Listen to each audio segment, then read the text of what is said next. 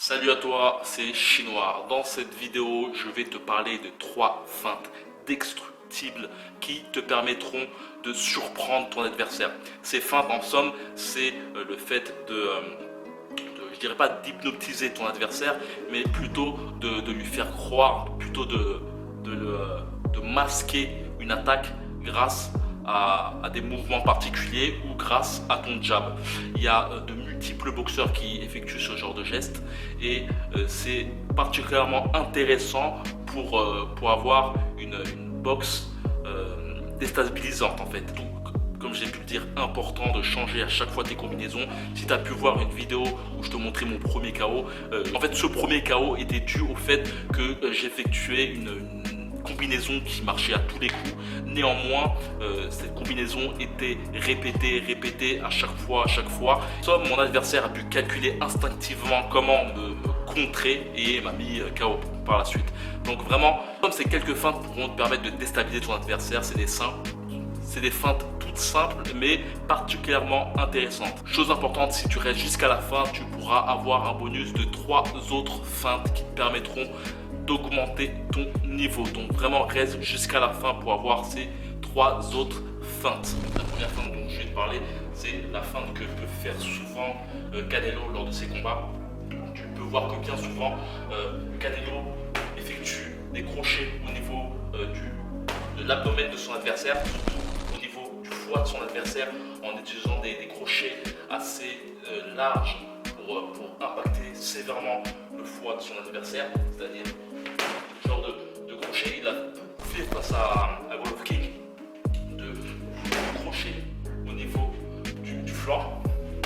Et en fait, cette feinte qui est très destructrice, c'est le fait de jouer sur l'habitude de son adversaire, c'est-à-dire focaliser des coups dans une partie pour ensuite frapper dans d'autres parties. C'est-à-dire que Canelo effectue plein de fois des crochets au niveau du foie pour ensuite effectuer le même geste, la même posture pour ensuite en fait frapper au niveau du visage.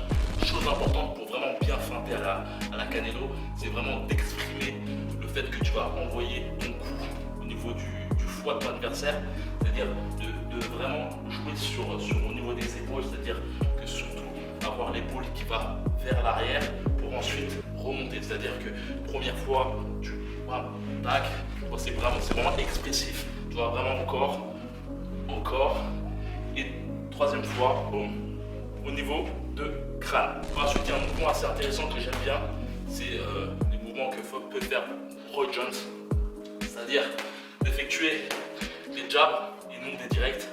La chose importante, la différence entre un jab et un direct. Le jab en somme, c'est simplement céder de son appui avant pour envoyer son bras avant.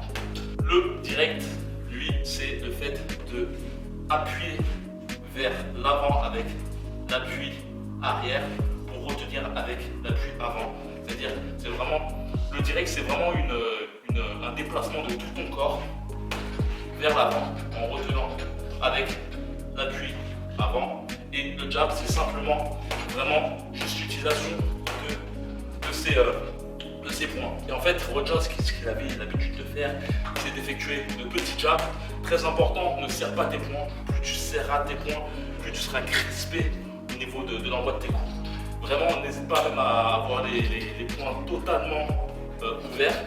Et par la suite, un crochet. Le but en fait de cette feinte, c'est d'habituer à embêter ton adversaire pour par la suite, on ne sait jamais, ton adversaire peut essayer de chasser des coups et ensuite en fait le but c'est hop et crochet.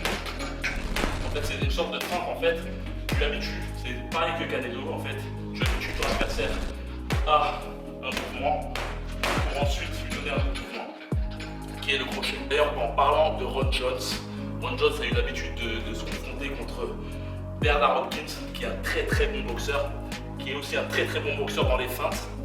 On peut le voir lors de son combat contre Kelly Pavlik. À l'époque, ils avaient 17 ans de différence. Kelly Pavlik était invaincu avec une tonne de victoires par KO. Et tout le monde voyait Bernard Hopkins perdre ce combat, qu'il gagna au point, mais qu'il gagna sévèrement en fait. Il a battu sévèrement Kelly Pavlik. De là à briser sa carrière, et je ne sais pas, il paraît qu'il y aura certainement une trilogie entre Ron Jones et Bernard Hopkins. C'est pas encore sûr, en tout cas on en parle. Mais Bernard Hopkins avait tendance à faire des bonnes feintes au niveau de son corps en fait. Il avait tendance à masquer le fait qu'il effectuait une sorte de pas de retrait, plutôt pas sur le côté, pour ensuite envoyer sa droite. Chose intéressante avec Bernard Hopkins, c'est qu'il a une boxe vraiment atypique. C'est vraiment une boxe un peu de boxeur de rue. D'ailleurs, tu peux le voir dans des vidéos en train de boxer dans une prison. Je pense bien qu'il était incarcéré à l'époque et il continuait la boxe en prison. Vraiment un boxeur roublard. Et en fait, cette feinte, elle est simple. C'est le fait de masquer ton pas sur le côté grâce à tes bras avant. Le meilleur moyen pour empêcher ton adversaire de voir tes coups, c'est le jab. Tu vois, simplement ça, en ouvrant les mains. Il ne suffit pas de serrer les mains, ouvre les mains, tac, tac, tac, tac, et là, effectue ça sur toi ou sur un adversaire, tu verras que ça masque complètement les coups. Donc le but, c'est de masquer les coups avec des jabs pour ensuite pas vers le côté et ensuite une droite. Une chose importante pour la droite, c'est qu'il faut qu'elle soit assez compacte, il faut que ton pas sur le retrait soit assez près de ton adversaire. Comme j'aime bien le dire, le but c'est de ne pas partir là, le but c'est vraiment de faire en sorte que ton pas de retrait soit à peu près là. Il faut que tu sois dans l'angle mort de ton adversaire. Plus tu iras loin et moins tu seras efficace. Donc vraiment, le but c'est vraiment jamais de partir sur le côté pour ensuite rentrer. Je suis donc tac et ensuite rentrer. Comme j'ai pu le dire en début de vidéo, il y a encore 3 feintes percutantes qui sont disponibles dans le groupe privé. Donc clique dans la description. Ces 3 feintes seront délivrées par mail.